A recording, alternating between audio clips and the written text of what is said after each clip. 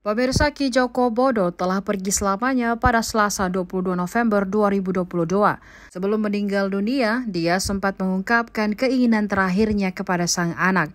Dari beberapa permintaan, ada yang belum terwujud.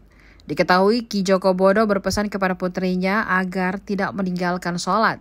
Dikutip dari tribunvideo.com, menurut Revo, putra keduanya, sang ayah bukanlah sosok yang banyak bicara.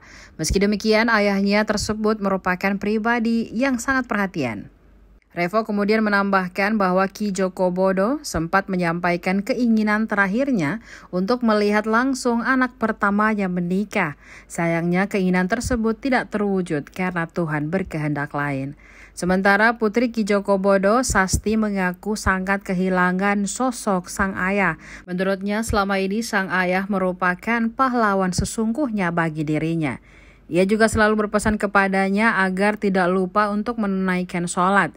Tidak hanya itu, Ki Joko Bodo juga meminta agar putrinya menjadi orang yang baik.